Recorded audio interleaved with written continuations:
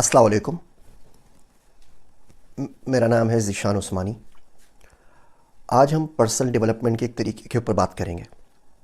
اس طریقے سے آپ زندگی میں آگے بڑھ سکتے ہیں، آپ دنیا میں آگے بڑھ سکتے ہیں، آپ اچھے ڈیٹا سائنٹسٹ بن سکتے ہیں، آپ خوب مال و دولت اور پیسہ کما سکتے ہیں، بہت ساری زندگی کی چیزیں آسان ہو سکتی ہیں۔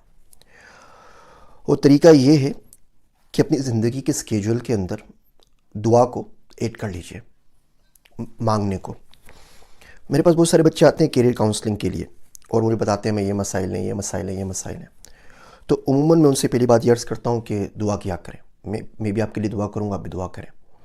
تو بہت شدید قسم کے ناراض ہو جاتے ہیں، بولتے ہیں ہم نے آپ کو 2500 روپے دے کے اپائنٹمنٹ لی ہے آپ سے 15 منٹ بات کرنے کے لیے، اور اگر آپ نے ہمیں دعا مانگنے کا ہی مشورہ دینا تھا تو ہم خود ہی مانگ لیتے۔ ہم تو آپ کے پاس لے آئے تھے کہ آپ ڈیٹا سائنٹسٹ ہیں، آپ بات شروع کرتے ہیں دعا سے، آپ مولوی صاحب نکلے، تو اپنے پاس ہی رکھیے اپنی دعا، اور پھر بڑا برا بلا کے چلے جاتے ہیں، آگے بات سنتے بھی نہیں ہے کہ مزید گائڈ کر سکوں۔ دعا کی امپورٹنس ہمارے معاشرے میں روز بروز کم سے کم تر ہوتی چلی جا رہی ہے، اور یہ کوئی اچھی بات نہیں ہے۔ اس کا کلیئر مطلب یہ ہے کہ ہم سب کو ہر چیز پہ ٹرسٹ ہے سوائے اللہ سبحانہ و تعالیٰ کے۔ ہم سمجھتے ہیں کہ ہر چیز میں پاور ہے، اگر نہیں ہے نعوذ باللہ تو اللہ کے پاس ہر شے، ہر چیز، ہر ریسورس ہمارا کام کروا سکتی ہے، بس اللہ سے ہی کچھ نہیں کروا سکتے۔ اس کا مطلب تو یہ ہوا نا۔ بچپن میں حفیظ جالندھری صاحب کا ایک شعر پڑھا تھا اور اس کی زندگی میں چھاپ آج تک موجود ہے۔ وہ شعر تھا کہ کوئی چارہ نہیں دعا کے سوا، کوئی چارہ نہیں دعا کے سوا، کوئی سنتا نہیں خدا کے سوا۔ دیکھیے، تقدیر کا، لک کا، سکسیس کا، کامیابی کا آپ کی جو کمر ہے نا پیچھے والی، اس سے بڑا گہرا تعلق ہے۔ ہم لوگ مزدوری کرتے ہیں اور دن میں 50 بوریاں اٹھا لیں گے اور کمر میں درد نہیں ہوتا، لیکن نماز میں جب کمر دوہری ہوتی ہے تو وہ ہمارے لیے تکلیف دہ ہوتی ہے اور وہ ہمیں بہت بھاری پڑتی ہے۔ پورا دن محنت مزدوری کر کے 1500 روپے کمانے والے کو 100 بوریاں اٹھانا بھاری نہیں پڑتا، اور مفت کے اندر 2 رکعت نماز رات کو تہجد میں پڑھنا بھاری پڑ جاتا ہے، کیونکہ ہم وہ امپورٹنس نہیں دیتے۔ ہماری زندگی میں نماز کی امپورٹنس 1500 روپے کی بھی نہیں ہے۔ آپ کی تقدیر پہ ہو سکتا ہے کوئی پتھر پڑا ہوا ہو، کسی بھی وجہ سے، بہت ساری وجوہات ہو سکتی ہیں، تقدیر کا شر ہو، زمانے کا جبر ہو، کسی کی آہ لگ گئی ہو، کسی کی بد دعا لگ گئی ہو، کوئی عمل ایسا کر دیا ہو جس نے آپ کو خود آگے بڑھنے سے روک دیا ہو۔ جیسے نہیں کوئی بڑے سارے پتھر کسی چیز میں باندھ کے اس کو دریا میں یا سمندر میں پھینک دیں تو تہہ میں چلا جاتا ہے۔ اس شے میں یہ صلاحیت ہوتی ہے کہ تیرے کے اوپر آ سکے، وہ اتنا ہلکا ہوتا ہے کہ پانی اس کو اوپر اٹھا دے، مگر وہ اٹھ نہیں پاتا بیکاز وہ بڑا سارا تقدیر کا پتھر بندھا ہوا ہوتا ہے۔ کچھ لوگ دنیا میں ایسے ہوتے ہیں جن کے لیے وہ پتھر جوتے کی نوک کے اوپر ہوتا ہے، اس کو ہلکا سا ٹچ کریں گے اور وہ اڑ کے دور جا گرے گا۔ ایسے لوگ جو ہوتے ہیں وہ صاحب الدعا ہوتے ہیں۔ ہم بہت سے لوگوں سے رائے مانگتے ہیں، مشورہ مانگتے ہیں۔ میں سمجھتا ہوں وہ شخص مشورہ دینے کے قابل ہی نہیں ہے، وہ شخص صاحب الرائے ہو ہی نہیں سکتا جو صاحب دعا نہ ہو۔ تو دعا بڑی ضروری چیز ہے۔ ہمیں کوئی شخص 1000-2000 روپے دے دے تو ہم اس کے احسان مند رہتے ہیں۔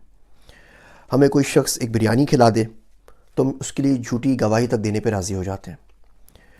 کوئی شخص دعا دے کے وہ تقدیر کا پتھر ہٹا دے، یا وہ مشکل ہٹا دے، یا آپ کی زندگی آسان کر دے، ہو سکتا ہے اس کا جواب آپ کو آج نہیں ملے، 3-4-5 سال میں مل جائے، آخرت میں مل جائے، ہم اس کے شکر گزار نہیں ہوتے۔ تو اس دعا کو اپنی زندگی میں ضرور لے کر آئیں۔ ہر حد سے ماورا تھی سخاوت میں اس کی ذات، ہم آخری سوال سے آگے نہ جا سکے۔ دیکھیے، آپ کے جو بھی مسائل ہیں نا، وہ آپ کے اور ہمارے لیے ہیں، اللہ سبحانہ و تعالیٰ کے لیے نہیں ہے۔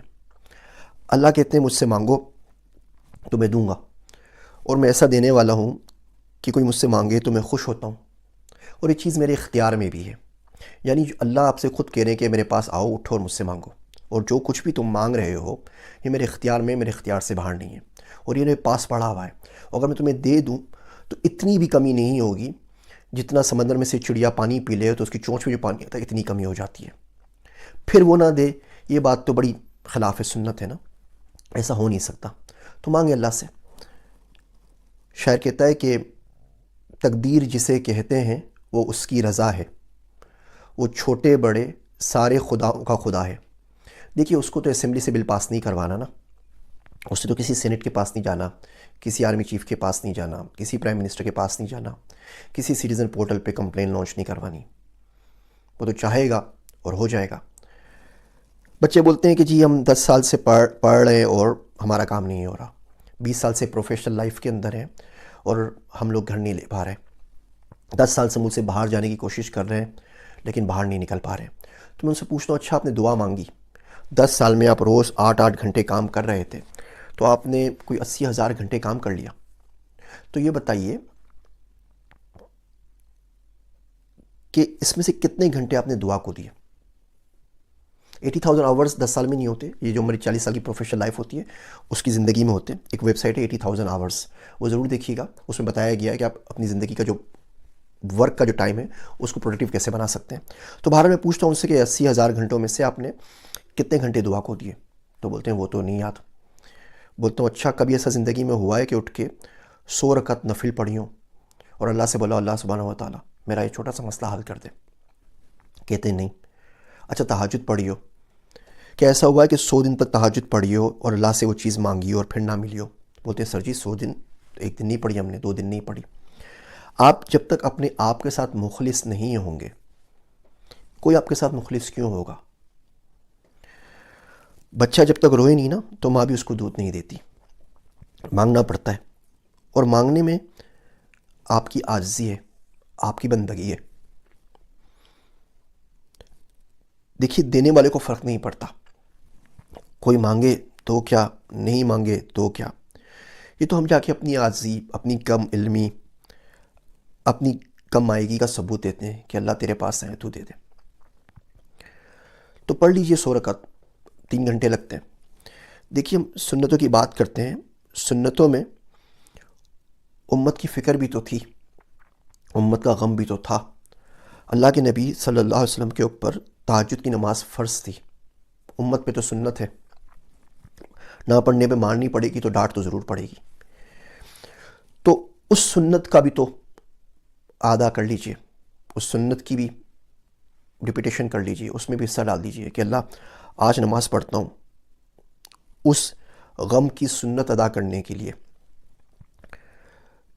جو ہمارے نبی پاک صلی اللہ علیہ وسلم کو امت کے لیے تھا، اس درد کی سنت ادا کرنے کے لیے جو تیرے نبی صلی اللہ علیہ وسلم کے دل میں ان کی امت کے لیے تھا۔ میرا دوست عبداللہ وہ کہتا ہے کہ روز کم سے کم 27 بار دعا کرنی چاہیے کہ اللہ تمام مسلمانوں کو معاف کر دے، اللہ تمام مسلمانوں کو معاف کر دے۔ وہ بندہ یہ دعا روز کرتا رہے تو ایسا ہو جاتا ہے کہ اللہ اس کے صدقے سے لوگوں کو رزق دیتا ہے۔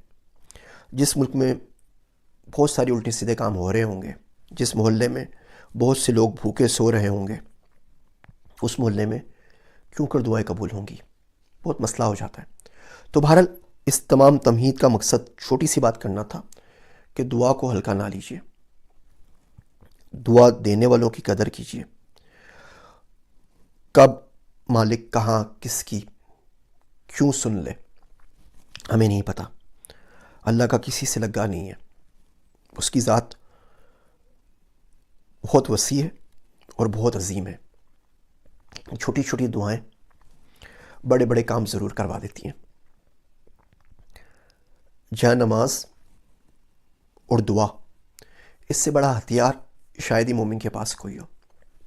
بندہ وہاں جا کے رو لے، میسنی سی شکل بنا کے بیٹھ جائیے، جس زبان میں جائے چاہے مانگے، سندھی میں مانگے، پنجابی میں مانگے، اردو میں مانگے، بنگالی میں مانگے، جس میں چاہے مانگے، اور اب سے کہیے کہ اللہ میاں یہ مسئلہ اٹک گیا ہے، کچھ سمجھ بھی نہیں آ رہا، کوئی ہاتھ نہیں پکڑ رہا۔ آپ سنت سے دیکھیے، رسالت پناہ صلی اللہ علیہ وسلم کے اوپر ابھی نبوت نہیں آئی تھی، وہ غار حرا میں جاتے تھے تو دعا مانگتے تھے۔ ملا علی قاری کی کتاب جو میں آپ کو ریکمینڈ کرتا ہوں بار بار، حزب الاعظم والی، اس کو پڑھ لیجیے، اس میں لکھی ہوئی ہے کہ جبرائیل علیہ السلام، میکائیل علیہ السلام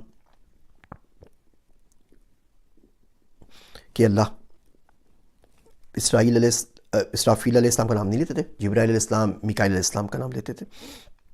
اے وہ اللہ جس نے آسمان و زمین کو بغیر کسی مثال کے پیدا کیا ہے، اے اللہ جن چیزوں پہ لوگ اختلاف کرتے ہیں مجھے صحیح راستہ دکھا. تو مانگتے رہیے روز اللہ سے کہ اللہ دھیان سے رکھنا، اللہ سنبھال کے خرچ کرنا، اللہ ضائع نہیں کرنا، اللہ کے آس پاس ہی رہنا چاہیے. پتہ نہیں کب کون سا کوئی کام لے لے، اللہ سے دور جانا ہی نہیں چاہیے. تو اس دعا کو کسی اور کے لیے نہیں تو اپنے لیے تھوڑا سا مقدس سمجھ لیں، تھوڑی سی اہمیت دے دیں. اس سے اتنا کچھ ملتا ہے جس کا آپ سوچ نہیں سکتے. رزق کا کوئی تعلق قابلیت کے ساتھ نہیں ہے، قبولیت کے ساتھ بھی نہیں ہے. بہت سے اللہ کے مقبول بندے ہوتے ہیں اور رزق کی تنگی ہو جاتی ہے. بہت سے بہت قابل لوگ ہوتے ہیں اور کما نہیں پاتے. کہ جس کے لیے جتنا مقدر میں لکھ دیا گیا ہے وہ لکھ دیا گیا ہے. دعا سے ہوتا یہ ہے کہ اس میں اضافہ ہو جاتا ہے، اس میں برکت آ جاتی ہے، اس میں آسانی ہو جاتی ہے.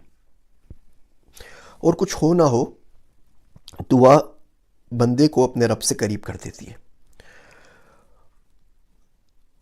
اور قریب ہو کے جو ڈھارس ملتی ہے اس کا نعم البدل دنیا میں اور کوئی نہیں ہے.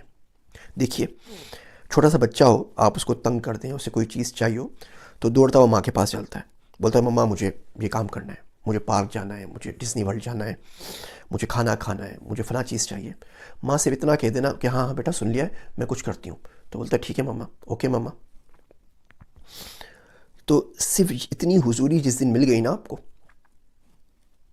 کہ اللہ نے سن لی ہے اور وہ جو بہتر ہوگا وہ آپ کے حق میں کر دے گا، یہ حضوری جو ہے یہ دعا قبول ہونے سے زیادہ اہم ہے اور زیادہ بڑے انعام کی چیز ہے. بہت اچھی بات ہے یہ. تو بہرحال دعا مانگیے گا، میرے واسطے بھی دعا کیجیے گا کہ اللہ مجھے دعا کرنا سکھائے.